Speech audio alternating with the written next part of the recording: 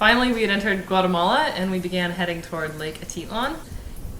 We got a little sidetracked and somehow I ended up going through this tiny village on my way trying to find the road.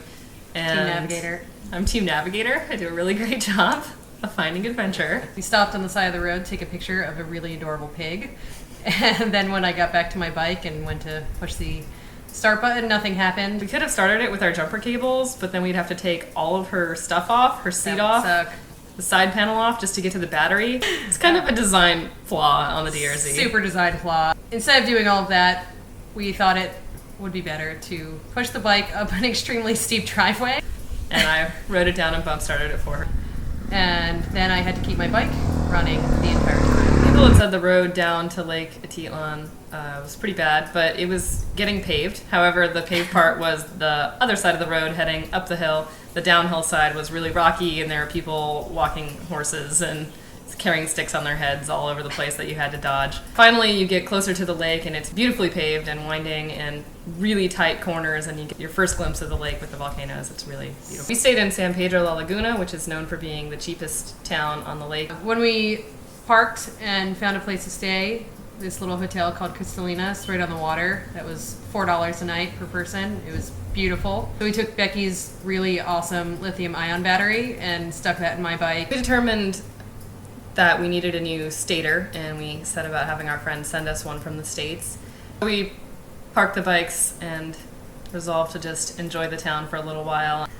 Ashley and I rented a kayak, super cheap, and we paddled all around the lake and explored some of the sunken property. The local Mayans that have been there for years knew about the lake level rising and falling dramatically at different time periods. So they built all of their businesses and their homes way up, steeper up in the mountains. Yeah, all the gringos moved in and were like, ooh, cheap lakefront property, I'm doing it. And then now they're all underwater on their houses in a very literal sense.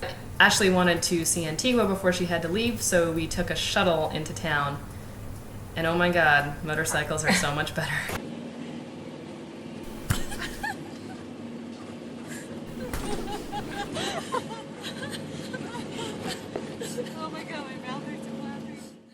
In Antigua, we stayed with Brant as his guest, who was staying with a really nice guy named Harry. Ashley and I wanted to hike Pacaya.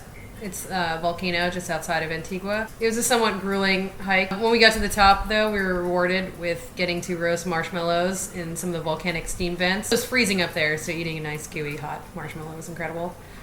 We also happened upon this really rad girl named Amy. She had a burrito in one hand and a joint in the other. I knew anyone who had a burrito and a joint I needed to be friends with. So we wound up hanging out with her and then walking down the mountain together. Our volcano was really cool, but it was actually more awesome to look out in the distance at all the other volcanoes and watch the sun and the clouds and the sky, and it was really pretty. Back in Antigua, Brant showed us around all the cool places in town. One of them is Cafe No Sé. It's a pretty famous bar for their illegal mezcal that this guy started brewing and importing illegally to the U.S. Now he imports it legally, and it's a big deal. I guess people pay a lot of money for it in New York. We also went to this thing called the Paca, which is a big market of clothing that comes from the U.S. and sells in Guatemala really cheap. I found a really cool skirt. She wears it every day. It was $3. We put Ashley on a 5 a.m. shuttle back to Tuxtla Gutierrez in Mexico, where she got a cheap flight back to TJ and back home to San Diego. We hopped on another awful shuttle bus to get back to San Pedro.